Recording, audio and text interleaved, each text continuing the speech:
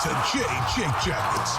Gear up to fire the cannon and hit the ice with your host, Jay Ashdown and Jake Gehringer.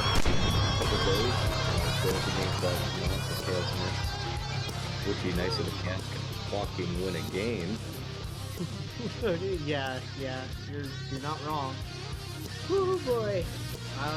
I'm sorry, everybody. This is the second. We're doing this quick this week. Yes, we are. Saturday. We both have plans, so we're doing it already. Mm-hmm. And I am still just battling. Yeah. Allergy season is so much fun. Oh, it's the worst. And Ohio just... Yeah, Ohio really makes it better, don't they? Yeah, 80-degree Saturdays and 40-degree Mondays. How fun is that? God. My head is killing me, and it has been for days. Oh, dude, I'm going to be like this again for a whole other episode. Yeah. At least. It's just awful. But we battle. This is what we do during the playoffs. We battle and we persevere through all the adversity. I mean, being Blue Jackets fans, we got to battle through that too. Yeah. Just being Blue Jackets fans? I mean, especially this past season. Yeah. We battle brick by brick. Brick by brick out of our blue we rise, people. Oh, yeah. That one was a fun one, I guess. But playoff time, you guys know this is the best time of the year for everybody involved in the hockey sphere, in the basketball sphere. And speaking of basketball, yeah, the Big Hoops action with DraftKings Sportsbook, which is an official sports betting partner of the NBA. You make your $5 pregame moneyline bet if you're a new customer. Excuse me, and you score $150 in bonus bets if your team wins. Plus, everyone can score a no sweat same game parlay every day of the NBA playoffs. I know I'm literally just reading off my script this read, but you gotta hang in there with me for this. You just open the DraftKings Sportsbook app, you opt in using our promo code, please. And place a same game parlay on any NBA game. And if it doesn't hit, you get your bonus bet back up to $10. You said you're going to Cavs Knicks coming up? Yes. That's tomorrow. Well, today, as we drop this, because we're dropping this Wednesday night. Oh, yeah. Yeah. No, you're right. Yes, I'm going today to the Cavs game. As a matter of fact, since it's 6 o'clock, I should probably be leaving right now. Excuse me. I'm sorry. Would you put a same game parlay on this? On the Cavs game? On the Cavs game in particular, yes. Yeah? Put money on the Knicks. Put money on the Knicks. God, you are Put money on Jalen Brunson to absolutely slaughter the Cavs again. You are suffering as a fan through that one, and then you are just relishing being a LeBron guy with the LA series. Oh, I am. Dude, last night was incredible. I know. I saw all those tweets. Fun. Yes. Oh, my God. That game was just vintage LeBron. You can get in on some LeBron action yourself. Download the app now and sign up with code THPN. New customers can bet a $5 pregame money line bet and score $150 in bonus bets if their team wins. Only at DraftKings Sportsbook with code THPN. All of our stuff always down below. And we're going to do a special Kepi Keeper segment for this. This was your idea. Turns out I had a good idea for once. For once in your life, yeah. Yeah. So explain to the people what we're doing here. So we're not going to go series by series or anything like that. We're just going to pick one player who really stood out to us in these playoffs by the time each episode releases. So it's not like there's a certain set amount of time. It's just, this player really stood out to me. I'm giving an honorary to this player for the playoffs. Over this stretch of games as we're running through these crazy Stanley Cup playoffs. And this has been probably the craziest first round so far that we've seen. Oh my God, it's been wild. We haven't had, there's no sweeps. No. we've had some really, really crazy games. Obviously, we'll get into it later, but last night with Toronto coming back, Four uh, series are tied crazy at 2. game between the game 3 between the Jets and the Knights, where the Jets come all the way back, but the Knights still win it in Yeah. overtime on a bad clearing attempt. And Seattle is tied right now after 4 games with Yeah, good for Colorado. Like, Seattle, man. yeah, we've had some. It's been a really good playoff so far. I've been very satisfied with it. Our Rangers and Devils going back and forth, tipping the scales. Yeah, that's a series that I'm excited to get into as well. Yeah, yeah, But yeah, it's been a absolutely. lot of fun. It's your idea. You go first. Okay, so this is a little twofold. The Kepi's obviously going to go to the player, but I want to give a shout out to the coach. Okay, that's cool. Just the balls De on Cuevas. Lindy Ruff Oh to yeah, put Akira Schmid in for game 3. yeah, that was Akira wild. Schmid had phenomenal in both games 3 and 4 on the road at the Garden, down And 2-0 in the series, and the Devils and Rangers are now tied, heading back to the Rock. well, like VTech hadn't looked like himself. Yeah, it was a tough situation because he didn't look good in either of those games, but at the same time, he's also not why they lost. They only Right. scored 1 goal in each game, so good Yeah. luck winning those games. You know, questionable decision to scratch Jonas Siegenthaler in game 2 by Lindy. Yeah. But he comes back in game 3 and makes a couple smart decisions. Siegenthaler back in the lineup. Miles Wood is out. He puts a Schmid in net, and here we are, tied at 2 after 4 games. So credit to Lindy Ruff, but oh my God, Akira Schmid looked fantastic. He looked as good as his numbers look. His numbers are fantastic, and he looks the part. Akira Schmid is an interesting tale over the last like 2 seasons with the Devils, He isn't he? is. You think about like the Devils and their depth chart. So let's go back a year to the Mm-hmm. beginning of last season. The Devils didn't have VTech at the time, but they had Mackenzie Blackwood, Yep. they had Nico Dawes, they had Jonathan Bernier. So he would have been number 4 on that list at that point in time. Yeah. They had Yeah. some injuries. He comes up, he plays, I think, in what, like 5 games. Well, because the Does Devils ran through win. 7 goalies that last year, Yeah, didn't they? because they had Andrew Hammond play, they had John Gillies play, Mm-hmm. a couple Mm-hmm. other guys too. So like just a brutal season for the Devils. And Akira Schmid had an 833 in the 5 games he played in. Oof. That's just completely unusable. But Yeah. he had great numbers in the minors, and then this season, they get Vitek Vanacek in the offseason. They already had Mackenzie Blackwood, but Blackwood gets hurt. And rather than, Nico Dawes, a former third round pick of the Devils, who a lot of people are super high on coming up, Mm-hmm. it's Akira Schmid, and he was phenomenal in, granted, limited time. But you think about, like, you're benching essentially VTech after game 2. I think it would have surprised a lot of people for them to not go to a guy like Mackenzie Blackwood, who's been a part of the organization for a long, long time. Yeah.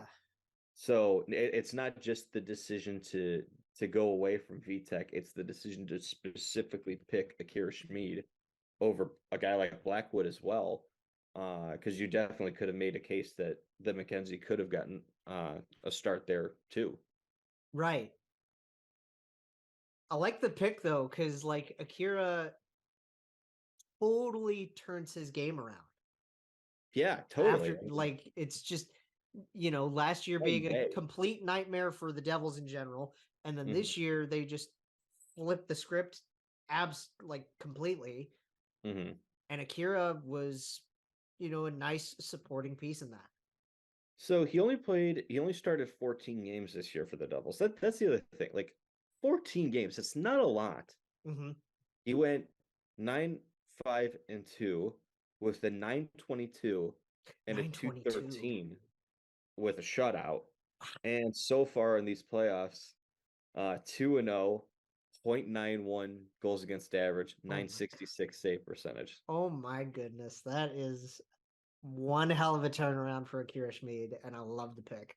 And it's just fantastic, scouting and developing too, because I want to say he was picked back in 2017, 2018, and he was a 5th-round pick. Ooh, well, goalies are normally, those Well, a later. little bit later, Yeah.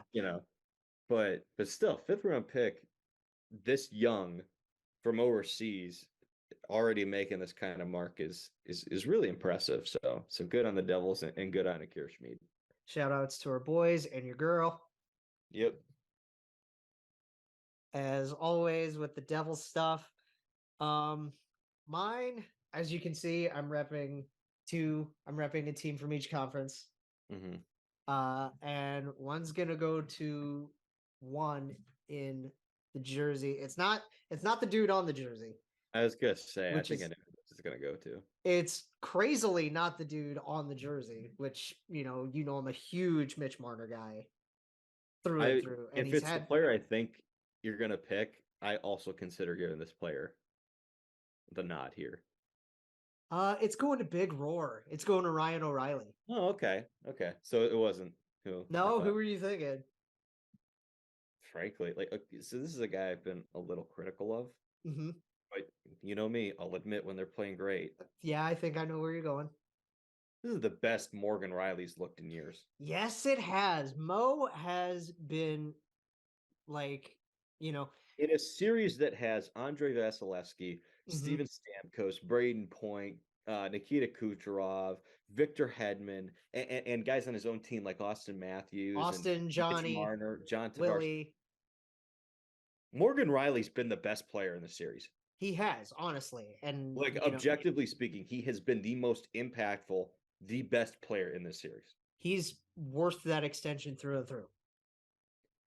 But I've been very much in the camp of overpaid and overtermed, but I cannot deny, because I've often made the argument he's not a $7.5 million defenseman.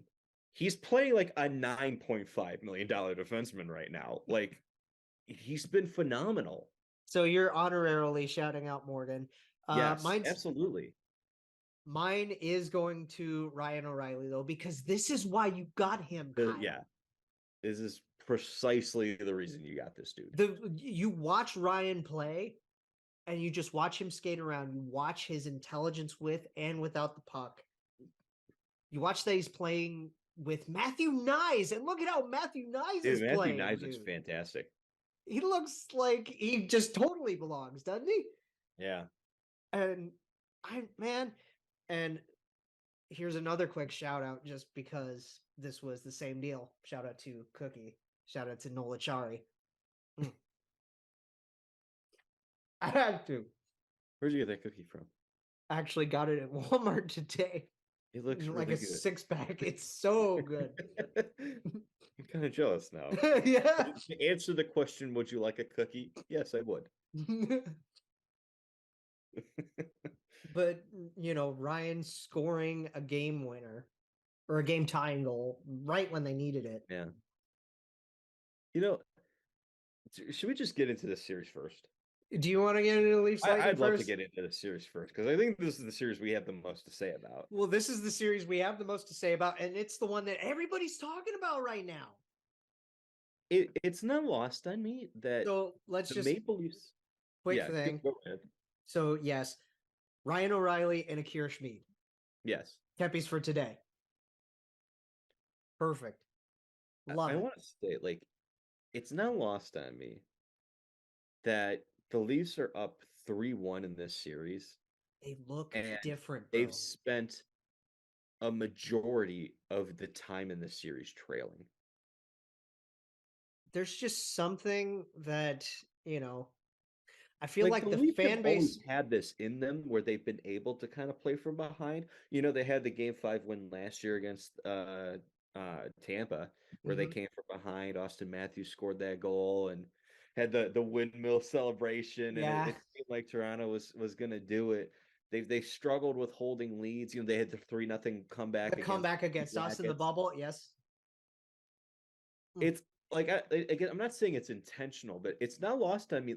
They're down 3-2 against Tampa in game 3. They tie it late and win it in overtime. They're down 4-1. It was 4-1 against Tampa in game 4. They come back, grab all the momentum, take it and win. And not to mention game 1, if you don't have that Michael Bunting just elbow shot to the head of Chernak, they could have Which, realistically come back in that game too. They were down 3-0 and they made it yeah. 3-2 at one point. Now let's just update that part of it.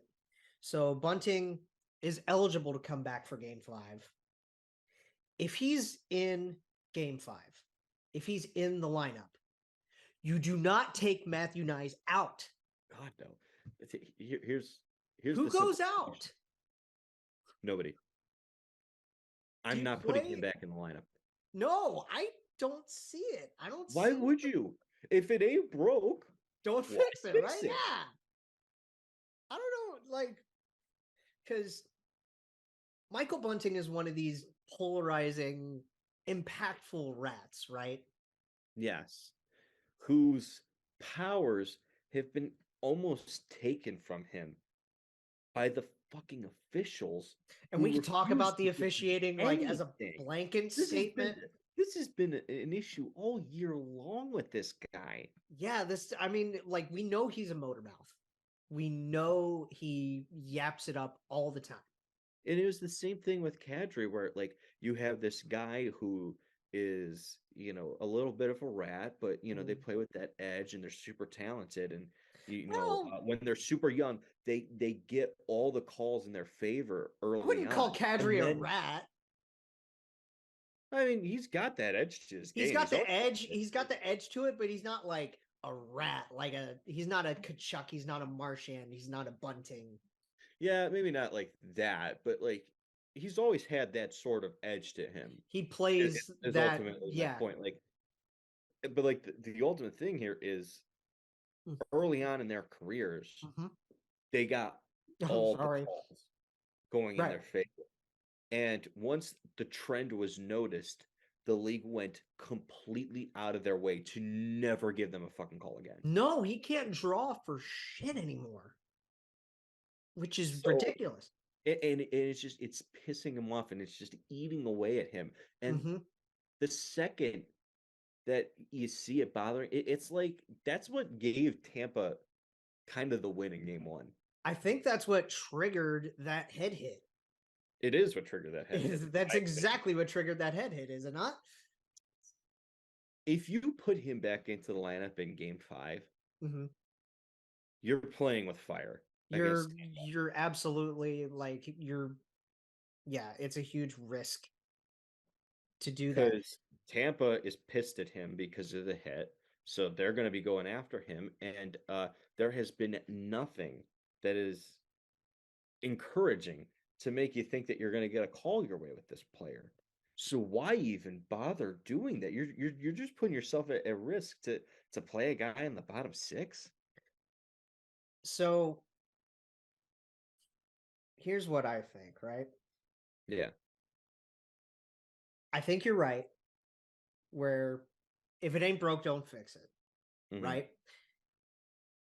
The core 5 guys have finally been able to step it up and make sure they're not making mistakes. They're checking, not only are they playing their game, they're not getting in their heads. You know what I've noticed? Do you want to know what the difference is? I hate this narrative that it's like, well, these players don't show up. No, they just never show up at the same time. No. We've had series where Mars was good. We've had series where Matthews was fantastic, where Mars fantastic. Well, just the other series. Give Nylander his credit. He's always fantastic. But yeah, this is the first time that all 5 of these guys are on the same damn page and are playing their best hockey. Well, remember a couple of years ago, you lost John Tavares in game 1. Yeah. Against Montreal. And then Matthews and Marner were just completely shut down for the rest of the series. And you wasted one of the best stretches of hockey William Nylander's ever played in his life. Right. Poor Willie. God. But seriously, yeah, the core 5. All 5 of them have shown up. And then you got Ryan O'Reilly. You got your 3 big additions in Ryan O'Reilly, Nola Chari, and Matthew Nyes. Matthew Nyes hasn't lost since losing the college final. But and the other difference is, like, for me, like, do you know what I've noticed most in the series? From like the biggest difference between the Leafs of the past compared to what this team does now? Hmm. It's that key depth. Everybody's pitching. Luke Shen is just Luke's been a cracking monster shit. ever since he's come back, man. Yes. It's amazing. This is the hockey that Luke Shen is precisely built for. Did you see And him like Sam actually Lafferty, actively policing? Like, yes, you needed that so bad. So Shen's doing a phenomenal job at what they brought him in to do. He wasn't an acquisition during the season, but you got him before the season. Zach Aston Reese, physical. You shut the fourth line for Toronto. They talked about this on the broadcast. It's like they don't need to go out and give you a goal or anything. Right. It's just low event hockey, throw a couple hits, make sure you keep the game in control of Right. the Stars. And that is exactly what they've done. Pace it your way. Yes. And that goes into, like, obviously I want to give shout outs to Shenner. I want to give shout outs to, like, our boy Alex Kerfoot. Holy shit. Kerfoot's playing great hockey too. He's playing some of his best hockey in a while. Oh my God, the old man, Mark Giordano. Dude, he had such a brutal start to this series, and boy, did he ever recover quick in Tampa, because he was phenomenal in games 3 and 4. Yeah, and like I said, you know, Matthew Nyes has not lost. Yeah, I mean, I'm not sure what more you can say about this kid, because this is, I'm not gonna lie, this is kind of what I expected from him, because it's one of those ones where you feel like a young guy can join the lineup and make an impact immediately, you know, even if they're not putting up points, but just by, it's almost the advantage of the lack of experience, if you know what I mean. We're going to try to move this along to the Tampa side here quickly, but, like, yes, all throughout this lineup, it's been nearly perfect from everybody, right? And then Samsonov. Poor Sammy. Horrific game 1. Poor Sammy having, like, get down on himself, like we've seen in the past, like throughout the season, where he's, you know, in his head a little bit. No, he did it in Washington too. Yeah, it's been an issue. They you know, some Leaf fans called him the Russian Jack Campbell. Haven't seen any of that this series. I love him. Just his personality is God, man. Like, he is the Russian Jack Campbell in terms of personality. But the difference between him and Jack Campbell right now is, as we saw in the past, Jack Campbell was almost so hard on himself that he played worse because of it, and we saw that sometimes during the season from Samsonov. No, terrible game 1. He was horrible in game 1. Phenomenal ever since. Right. Never got in his head once. Just let the boys play and recover and move on. Stop the puck when you need it, and there you go. It's such a different feel to this. Like, even when they were up 3-1 against Montreal in 2021, it didn't feel like this. Right. There's just something about the aura of this particular roster that feels different, doesn't it?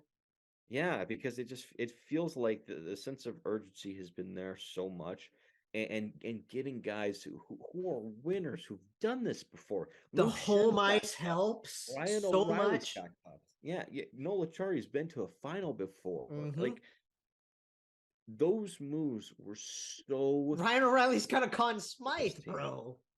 Yeah, exactly. And there's more flexibility with this team. I feel like they really nailed this one on the head this time. And I'll say this: we don't know if Kyle's going to be back next year, not just because he doesn't have a contract. Regardless, can we shout out Kyle and Spencer in the box? Like, yeah, which is fantastic. Regardless, though, like the first thing, just them like screaming and celebrating, like just dudes, and I love that. And then Kyle chirping at Tampa fans, which is just. I don't think I've ever seen that from a GM before, but there's something interesting about that building where, like, the fans and, like, the seats are that close. Yeah, to where the GM would sit anyway. Yeah, that's So kind of I did weird, find isn't that it? interesting. But the one thing I'll say about Dubas, man, is regardless if he decides to leave and take the Pittsburgh job, which is rumored, or if he That's the stays with big rumor. Toronto, this dude has made himself so much money.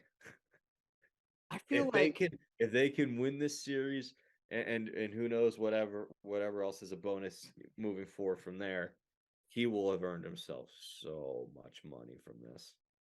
can't like I feel like if you're if you're MLSE, you can't let this guy go.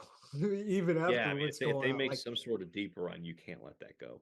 You got to let him continue to build off of what he's been doing the last few years and say, okay, we trust you now. We finally trust this group. whether that's blank check or he's, gracious enough, which from kind of personal experience, he kind of is, right?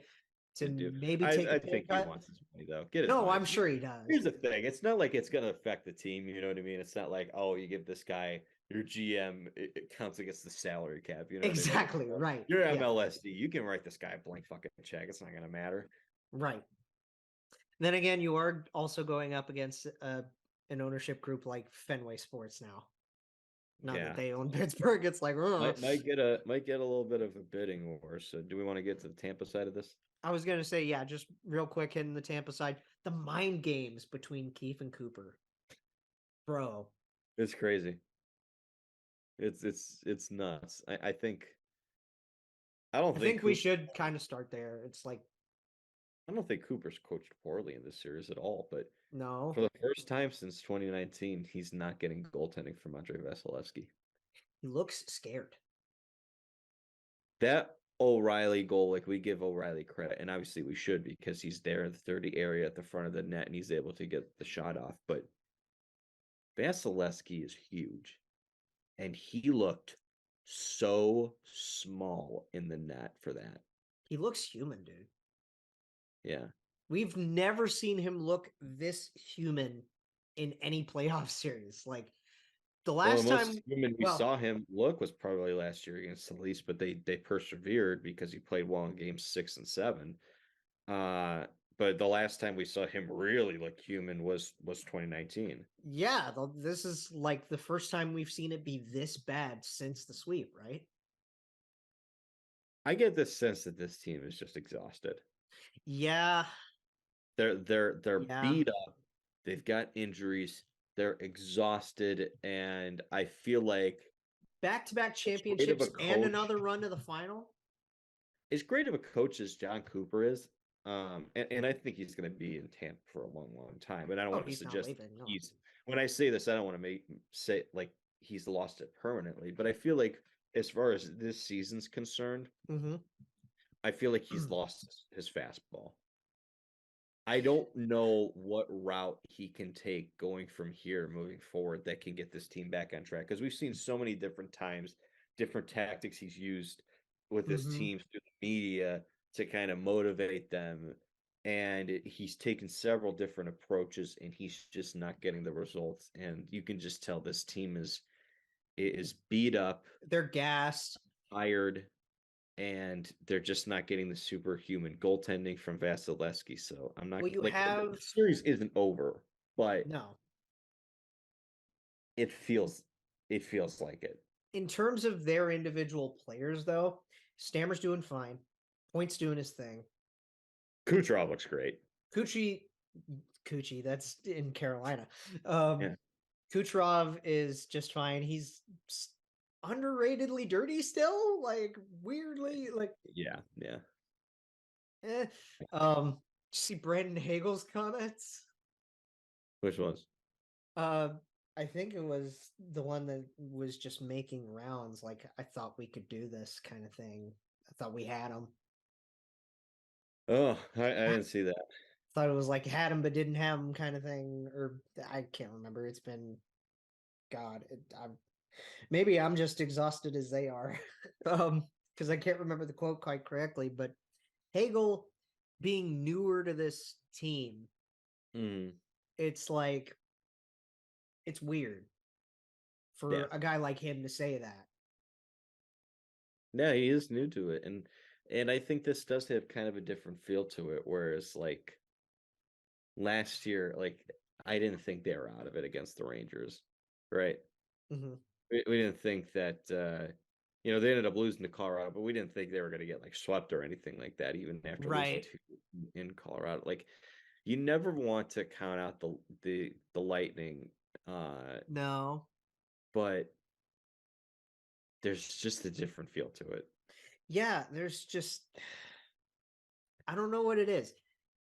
For Tampa, I do think the majority of it is exhaustion, and Cooper is trying to play that off Mm-hmm. in the media against Sheldon. Because and Cooper's just the best at this. Guy's a freaking lawyer. Yeah. He's Yeah. incredible at this, but it's just not working the way that it typically does. Um, and here's the other thing that I think we need to say just point blank. Mhm. And this is no offense to the Tampa Bay Lightning, but this is what we said before the series. What did I specifically say? I said this is a series between a team that I think is better that I Mhm. don't trust, and a team that I think is worse that I do trust. Yes. It wasn't a shot at anybody here. It's just that was my feeling. Like the Leafs are just a better team, Mhm. but because we hadn't seen them do this Because before, the it made history it and harder the to pick them. patterns And because we've seen the Lightning do it so freaking often, it made it easier for certain people to pick it. But now that we're here, I don't think there's anything wrong with just saying we kind of knew this. there, Toronto is finally, realizing that potential. They're the better team. and there's nothing wrong in saying that now. I don't think And there's like nothing wrong with Tampa losing to a team that's better right now than them. they usually say game 4 is the most pivotal game in a series, right? Yeah, I mean, absolutely. I think now that the Leafs kind of have this on lockdown, they have that home ice advantage. Yeah, 3 cracks in this. They're going to be just fine. But This you is the other never thing that I think is a little underrated about this. The Leafs had 3 cracks at the Canadiens with home ice, but there are no fans. right, and now that you have the And now you've huge advantage at Scotiabank with a full building, man. full And building how loud was that building over the first and 2 and, games? and Maple Leaf Man. Square is going to be going nuts. You're going to have such a Yeah. large buzz around the team. You're going to be healthy, unlike the Montreal series. Although, granted, they still should have won that series, but Yeah. you've got fans in the building. You You're got fans healthy. swarming the city. You're firing on all cylinders. Like you lose game 5, it's not the end of the world, but get this thing done in 5. Do it, guys. Like, okay, so you said Tampa in 7 as your pick, right? And I had Toronto in 7. Yeah, because we both Just kind of agreed it should be a coin flip. So yeah. yeah. How would you feel if they do this thing though, dude? Like, I'm not gonna be upset about it. dude, We've been waiting forever for this to happen. this would be so obviously like people know the story. This is just crazy to me. It makes me feel old. This would be the first series win that they've had Mm-hmm. since the year when my first brother was born. I've said this before, but Like, do you remember what the number 1 movie in the box office was the last time the Leafs were in the second round? it was Mean Girls, wasn't it? It was Mean Girls. God. Number 1 song on the radio Oh was God, Yeah by it was Usher. Yeah by Usher. That's right. Yep. George Bush's first term in office. They Like had before the lockout. it was before we had a full season lockout. They had like Ed Ovi Jovanovski and Sidney Crosby hadn't played games in the NHL yet. they weren't even drafted yet. Yeah. And now they're Yeah. out of the playoffs for the first time in fucking forever. And it's like, what the Yeah. hell? It's just something weird about this series, man. And I feel the vibes. I'm feeling the vibes about this. Yeah. I'm here for it. Go Leafs, go! Let's do this. Moving on, because we spent probably way too much time on that one. Because I don't think we want to touch on the Wes McCauley stuff, do we? No, probably not. No, I don't really think there's much merit to it anyway. Yeah, it's kind of, I don't know. It's weird because I think it's a serious thing Uh-huh. that his brother-in-law, used to abuse the head coach. Yeah. And there's this weird pattern with them losing all these West games. Yeah, but I think they went and debunked it, like penalties were always like within those games. Because that's just how NHL officiating is. I just don't I don't know. I don't think that there's any targeting. Like clearly the league feels comfortable with it. And I know that this league isn't, always the best with that stuff, but I just struggle to think that they would be stupid enough to let that happen if it were any sort of concern. You know what's funnily debunked that for me? What? I can't remember if it was 3 or 4. But one of these games, Graham Skilleter was one of the referees, right? Mm-hmm. Do you remember a couple of years ago when Sheldon in the bubble pulled down his mask and yelled "fuck you, Graham" against the Jets for some bullshit call? That season was like the funniest season with coaches because everybody was wearing masks, and then you'd see like the coach with like their mask like down to here the entire time, Yeah. just yell at the officials the entire time, and nobody cared. Well, it's Like, why are you even making him wear a mask if he's just gonna have it here if the he's whole just time? gonna have it hanging Yell at down your here, crappy yeah. officials. Well, apparently they've been doing just fine under Skilleter games. Yeah. This year. So that kind of debunked it for me. Where it's just personal things aside. Sometimes it'll come down to circumstance. Not to mention, like they did, I think it was like last 7 games in the playoffs that Wes McCauley reffed, and only 3 of them were with Sheldon Keefe as the head coach anyway. I guess that's fair. Because 4 of them were Babcock games. But one last thing I wanted to say: the last time that the Toronto Maple Leafs were in the second round, Joe Thornton was a Boston Bruin. Oh my God! And now he's retired. Yeah. Holy crap! Wow. God, now I just feel old and makes my head hurt. Hey, we're not old. He's the one with the beard. This is coming in kind of nice and even now. I kind of like it. Yeah.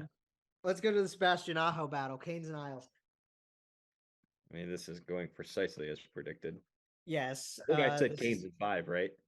Carolina 3-1. I think. Did I say 6? I think you said 6 because you said that. Because I think Sorokin's gonna steal another one. Yeah. And Sorokin's fantastic, and he hasn't had a bad series by any means. It's just Carolina's so much better than the Islanders. This game is actually, as we're recording this, it's about to get underway. Yeah. So we'll know by, the time this is posted. I don't think we need to spend a ton of time on this because it's so damn incredibly predictable, because the Islanders are not a very good team that's carried by their goaltending. They're old, they're slow. Their top 2 players, frankly, are overpaid. So the only ones that are worth a damn are Matt and Ilya. Really? Oh yeah, I just meant forwards. Yeah. So your top 2 forwards are Matt and Bo Horvat, who are going to be making a combined $17 million a year against the cap. How did I already forget that Bo Horvat was an Islander? Well, I felt like an idiot because I had to stop myself from saying Brock Besser, so it could be worse. Well, you know what's even crazier is the JT Miller contract kicks in next season. Yeah. It's whoa. Yeah. So look, the Islanders are a very old and slow team that's not very good, that's trending down, and They're carried by their goaltending. And Lane's no And Barry Trotz and Carolina's a faster team with more skill and the frankly, far more superior head coach. Frankly, Antti Ranta has proven himself a pretty good playoff goalie. I know he's not better than Sorokin, but he can handle his own, and he has. Well, we've known that from the last couple of years. Yeah, that Ranta is like still capable to perform when he's healthy. As long as he's healthy, he's a damn good goalie. He was a damn good goalie with the Rangers. He was a damn good goalie with the Coyotes. He's been fantastic in Carolina. As long as he's healthy, he's fantastic. It's just he was pretty great in Chicago too, wasn't he? He was like yes, he was. Yeah. Everywhere he has been when he has been healthy, like for decent stretches, he's good. Yes. Who would have thought it would have been Antti Ranta series to win, huh? Not me. I didn't think they were going to go in that direction when the series started, but I didn't either. It was a bad call. No. No, but it's still, like really, really fun. And that game is about to get started as I'm looking at the NHL app here. President's Trophy and Panthers. Kudos to Alex Lyon of the Panthers for stealing a game in this series. Yeah. Matt Tkachuk is doing his best. Matt Tkachuk's doing his thing. But Boston won 2 games in Florida without their top 2 centers. They're just they won't have Bergeron or Krejci for 5. Well, wait, no, Bergie's going to be back. Krejci won't. Well, Krejci will have a pretty decent amount of time to heal up and get ready for the next series after they win Game 5. So Taylor Hall is doing his thing again. Who isn't in Boston right now? Our boy Nick is lighting it up, and I love seeing this. Like, Olmark was fantastic in Florida. Yeah. Lindholm. Look at their deadline acquisitions in Bertuzzi and Orlov and Hathaway. What happened to him? He got cross-checked in the stomach or something like that. Something like that. So a little bit better than spitting, but Bert's flying out there, like, man. Yeah. It's just fun watching the Bees do this without some of their bigger guys too, right? Yeah. It's just like they're just such a complete team. Yes, this is another series that's like, obviously we said it was going to be a sweep, and there's no sweeps to be found here. Sweeps are, I think we sometimes fail to remember just how hard sweeps are to come by. Yeah. But you know what? Maybe 5. Are we just so like blessed from when 2019 happened to where we're just like, oh yeah, it could happen. Well, that's the thing, because most people got that series right that it was going to be a sweep. It just was the wrong pick. I think it's easier sometimes for an underdog to sweep than it is for perhaps a favorite to sweep. Mm-hmm. Because so much of it is mental, and sometimes if you're a favorite and you're just getting beaten, it can kind of get to you. Mm-hmm. And sometimes you just don't get those breaks. Whereas, the Panthers as the underdog, they can go down 1-0 or 2-0 or 3-0 in the series. They're still going to give it everything they've got as the underdog, because they keep that mentality and they just come at you in waves because of it. Right. And they have the guys to do that. Like, it's not just Matt and his band of merry men. Yeah, no, Matt's obviously been fantastic. They got Sam Bennett back in the lineup, and Sam's been great. Both Sams have been pretty decent for Panthers this series. Sasha's been fun. Anton Lundell's been fun. I don't remember the stat, but like I said, the Panthers have a ridiculous record when Sam Bennett is healthy and in the lineup. He really ties things together for that team. He's a very important piece for them. Yeah, it's kind of funny, isn't it? Yeah. Because he was a number 4 pick at Calgary. Yeah, and he never really lived up to that bill with the Flames, but he's been fantastic in Florida. When he first got traded there, it was like a just automatic fit. Yeah, it clicked instantly. And it doesn't matter who he's playing with. It feels like he needed to change the scenery. He got it, and ever since, no matter who's been the coach, whether it was Andrew Burnett taking over for Joel Quenneville, those are first two guys, and now obviously it's what's his name? Paul Maurice. Paul Maurice. He's played for, that's crazy. In a very short amount of time, he's played for 3 different coaches in Florida, and he's performed well under all 3 coaches. It's funny though, because like Paul's so young, but he's so seasoned as a coach. Yeah, he is. And you wouldn't realize how young he is with how long he's been in the league. Yeah. And I mean, like, his relationship with the officials doesn't really help him out that much either. No, it does not. God, didn't he say something in a presser about like, oh, if you heard what my dad would want to say about this? I didn't hear that. That's a pretty decent Paul Maurice. I guess the sickness helps with that. Right. like a Yarmo. We're here to do coach and front office impersonation.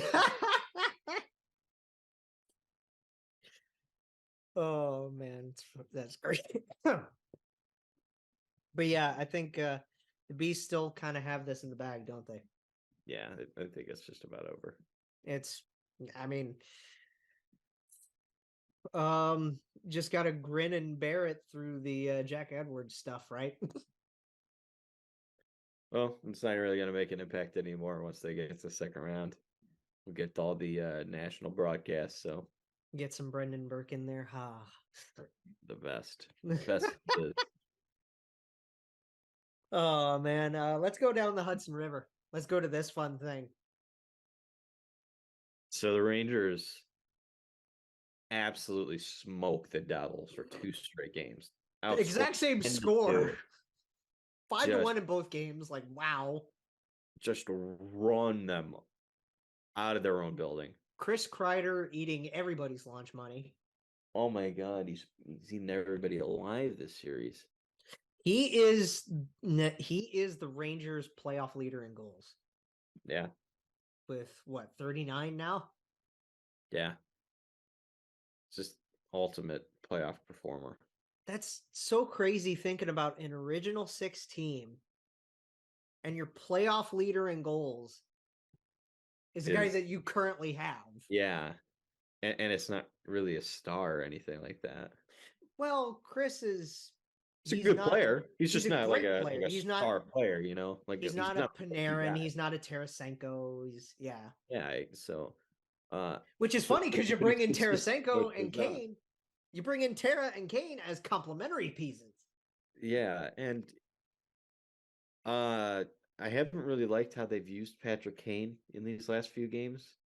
I don't really feel like he's gotten nearly enough offensive zone time. Tarasenko's looked fantastic. I think Tarasenko and Kreider have been the Rangers' 2 best forwards. I like what I'm seeing from the kid line as far as, the kid line always looks great. Their energy is palpable, but man, Zibanejad and Panarin have just been ghosts. I feel so bad for Brad because he's got that gigantic payday. And he's just not getting it done, man. Yeah. If the Rangers want to win this series, they need Zibanejad and Panarin to get it going. Specifically those 2, and then maybe a little bit more from Patty Kane, right? Yeah, I would say, yeah, absolutely. Because I think, like, you get Panarin and Zibanejad going, in turn, Patrick Kane will get going. Yeah. I think he's played better than those 2. He's at least contributed in the series. He had a goal, I think, in either game 1 or 2. But yeah, the Rangers, same deal that the Devils had, where they only scored 1 goal in their first home game and 1 goal in their second home game. Interesting. It's now a best of 3. Devils have home ice, but is home ice a curse? I don't know. All I know from following in this series is that our connections to this, Cat's anxious as hell. And and Neil went from being as down as I've ever seen this guy. Like, have you seen his Instagram recaps? Yeah, there's so Have you much seen fun. this? And just like knowing as many Devils fans as I do, I mean, and seeing them in group chats, like it's amazing what the difference of just a couple of days can make. Yeah, How because they like, went from just completely down bad yeah, to, oh, we might win this series. and now we're right back in it. And I know that like Neil's never one to like completely overstep his bounds. Yeah, He's been level enough, but like that last recap of game 4 where he's like, yes, now we have a series. This is great. yeah. Going back to the Rangers really quick, Adam Fox is obviously doing his thing. Keandre, Ryan Yeah. Lehman. I'm not worried about the back end at all. No, I'm not. Braden Schneider's had a pretty good series too. Schneider's had a fun series. Yeah, he's looked pretty good. And obviously so I'm not really Shesty is concerned about. Shesty's doing It's his just thing. here's the thing. Like this is where like it's tough as a Rangers fan if Mhm. I, from that perspective. Okay, there's things to feel good about, and then there's things to be like, like it's good to feel like, wow, Shesterkin's been fantastic in this series, Mhm. but it's tied at 2. Right.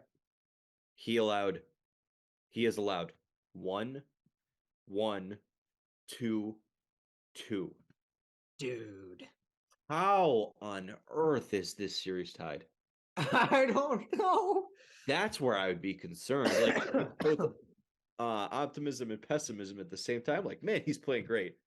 Man, he's playing great. Like, I was gonna say, yeah, it's like, where's the rest of the offense, right? That's yeah, where the like what concerns happened? lie. Like, well, what do we do if he has even just a little bit of an off night and he allows 3? Right. And like, Are you going to be able to get up to the task and score 4 for him? yeah, that's a big thing. Let's go to the Devils. We talked about Schmid, so We talked about not about Schmid. that anymore. Jack is doing Jack things. Jack is playing great in his first playoff. I was worried about how physical they'd be with him and if it would impact his game. It looked like it impacted him in games 1 and 2 a little bit, but he responded really well in New York, and I thought he played 2 of his best games as an NHL player in New York. Our boy Dougie getting it done. Oh, dude, Dougie's been phenomenal. Thank God Lindy put Jonas Siegenthaler back in because forget about just scoring the game-winning goal in Game 4.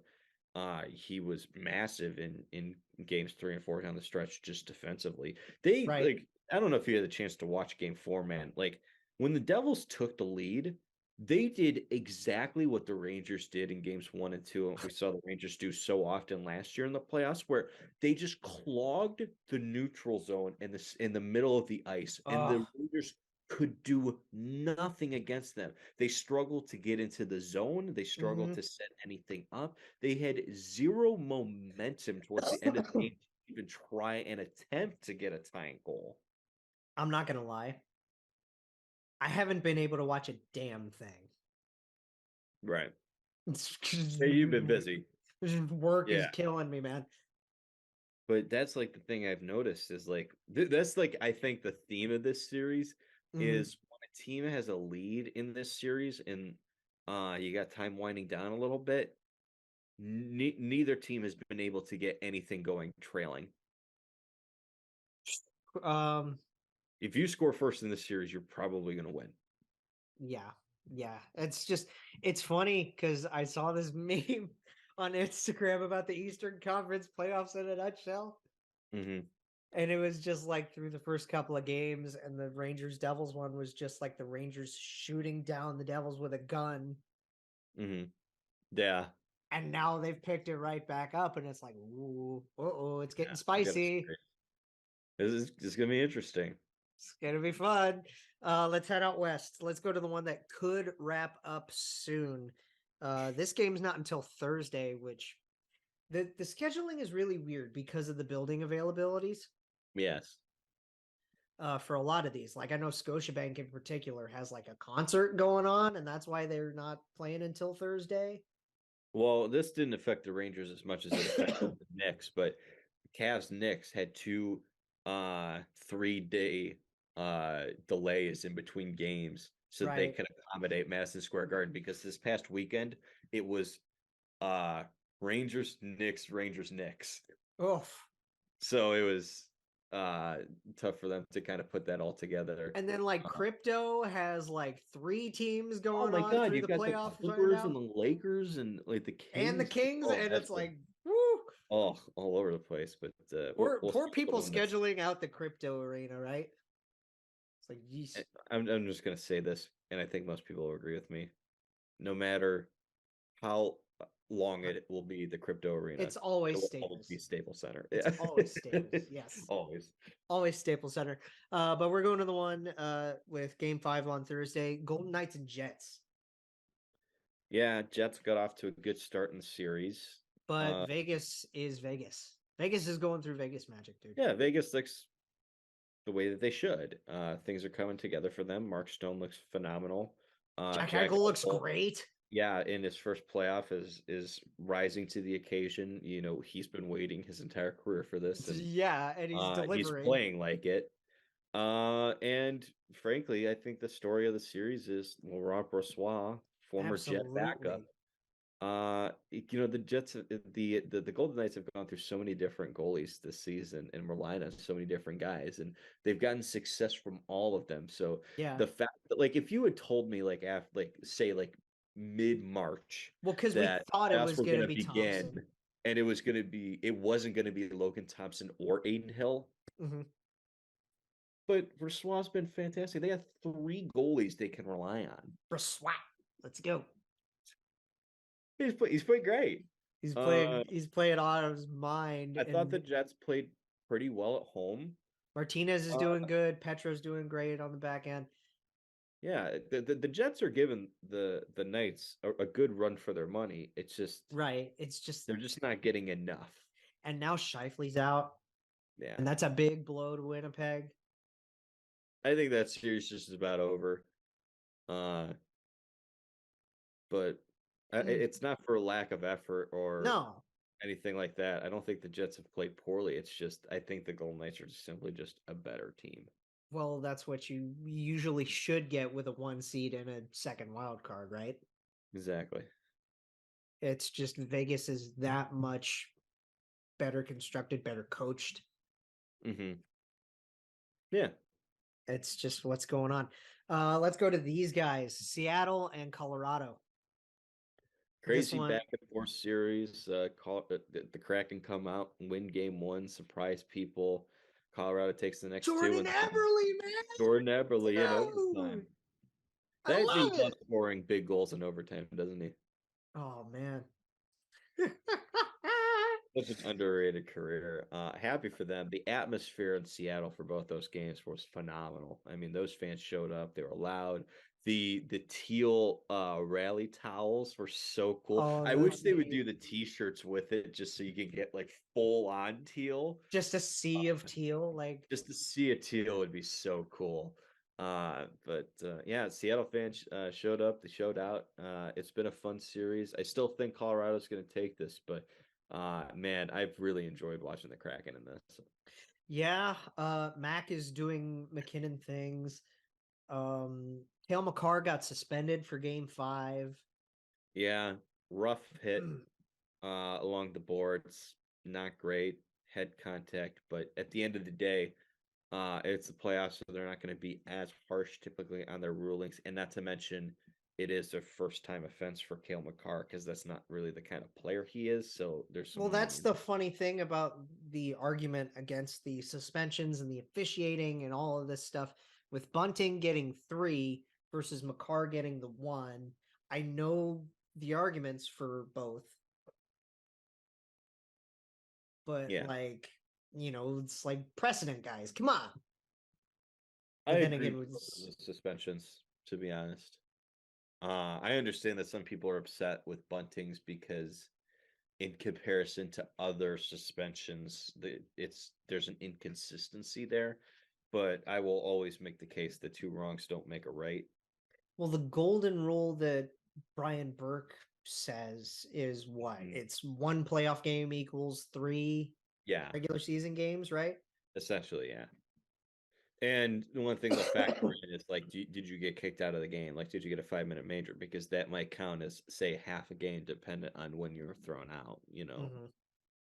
So like last year, like when Kyle Clifford got thrown out in the first couple minutes of a playoff game, they Right. gave him, I think, a 1-game suspension because it was supposed to kind of act like a 2-game suspension because he had already gotten suspended for the one that he played a minute in. I guess that's fair. I guess that's more fair. And then the other weird story coming out of that series is poor Val Nishishkin. Yeah. I hope he's okay because Yeah, I like hope he so just kind of too. I hope he just kind of left. Yeah. He just kind of like bounced, and Hmm. we really don't know what's going on other than like I think one of his bodyguards said like there's security concerns with him, and Yeah. we Not don't sure what's going on there, but hope he's okay. we 'Cause, don't know if it has any ties with Russia yeah, or any of that, and we're not going to speculate on it, and we hope not. yeah, But no, because I don't know shit, so I'm not gonna speculate. But all I'm gonna say is I hope he's okay because he's a hell yeah, of a player, yeah, and and that's he's a big loss for Colorado, who's already lost Kale McCarr for a game. you lost Kel McCarr for a game. You haven't had Landeskog all year. Mm-hmm. Rantanen's been so good this series. Rantanen's been great. Georgiev's been awesome. Yeah, Georgiev's played pretty well. And you got a couple former Avs in this series. Grubauer is in net for Seattle, and then you've obviously got And then you got Burrow up there up Burakovsky. front. Yep. Yeah, so been a fun series. I've enjoyed it so far. I Jared want to see McCann's Colorado doing his move on thing, man. because I love seeing the Avs in the playoffs, but Yeah. I wouldn't mind seeing this thing go 7. I don't want to see the Kraken do it though, because like, what a turnaround would that be? Yeah, You know, right. Yeah, yeah, hell of a turnaround for an expansion team. Go to Stars Wild, which their game 5 is tonight. Starting yeah. soon, actually. This one's probably the one that I don't have a lot of info on. So Like the this one one that has been interesting because it's a battle between 2 really young, promising goaltenders, Phil Gustafson and Jake Ottinger. But And you brought in Marc-Andre Fleury for game 2? Why? That's what I wanted to get to. Why in the fuck did you do that? That was Dean. so stupid. Dean. Come on. That was a bad. Here's the thing. That is, in my opinion, a fireable offense if you end up losing this series. Dean Evison is a good coach for this Wild team. Yeah, I think he's a good coach. Yeah, but that is just a terrible decision. That's just galaxy braining. Yes, that's precisely what it is. That's too much galaxy braining. We got a hat trick already from Rupe Hintz. Yeah. Then didn't we have another series where there was a hat trick scored already? Yeah, Tavares had a hat trick. Oh, that's right, Johnny T. I almost forgot about that because that was so early. But yeah, we've had some blowouts in these playoffs so far. Islanders are up 1-0. Guess who scored? Oh no. Oh God. Was it like Matt Martin or something? No. No. Brock Engvall. Nelson. Huh? Engvall. Oh, Pierre, I love it. Good on the draft, man. Yeah. So like in this Love series so far, first game Minnesota won 3-2 in double overtime. Then Dallas won 7-3. Then Minnesota won 5-1, and then That's the other Dallas thing, man. We've been seeing 3-2. a lot of overtimes already, and a couple of double overtimes, and it's like we've gotten some long games already out of this. We have. Yeah, we've gotten some really good games out of it. But I think we should go to the best series in the West so far. Our boys in LA and our boys in Edmonton. We're Leave going it to to the the Gretzky Bowl. last one to be the great one. Yeah, that's right. Man, Kings Oilers just freaking delivers, doesn't it? Yeah, and that one's also tonight. Mm-hmm. That one starts at 9:30 tonight, so probably when I'm like in the middle of uploading this or rendering it or something. So game one, Kings down 3-1 in the third period, come back, win in overtime. Game two, the Oilers end up winning that game. They're up 2-0, then LA tied it. Then they got a goal in the third period and an empty netter, so they won 4-2. The Kings won game three, 3-2 in overtime. Trevor Moore from he's Thousand Oaks native in California. Hey. Town man won that thing in overtime. So we got a couple of overtime games already there. Mm-hmm. We got 3 out of 4 were in overtime. 3 out of 4 were overtime, so like this series is good. And the one game that wasn't overtime was basically a 1-goal game until the last 20 seconds when an empty netter was scored. So every game has been close. Right. This is as much of a battle as we're gonna get. Like this is as much of a war as we're getting out of all these series. And it's been so much fun to watch. These two teams are so much fun. I wish they could play each other in the playoffs every year because they give us some great content. Connor and Leon just go out there and fly. Zach Hyman is amazing at 30. Yeah, Hyman was fantastic. That overtime winner was huge, but they've held McDavid in check about as best as you could ask them to for 4 games. And that's what's pretty fun about the Kings, right? Like they know how to shut this guy down, which is the most surprising thing out of everything. Because we're talking about him like, man, he's getting shut down. He has 6 points in 4 games. Like, yeah. Like that's getting absolutely shut down for Connor McDavid. It's funny because wouldn't you think that Phil Deneau is getting a lot of those assignments? No, he's not. He's not. Yeah. Because that's what happened with Montreal, right? Was like Deneau was getting a lot of the Matthews assignments, right? Mm-hmm. Yeah.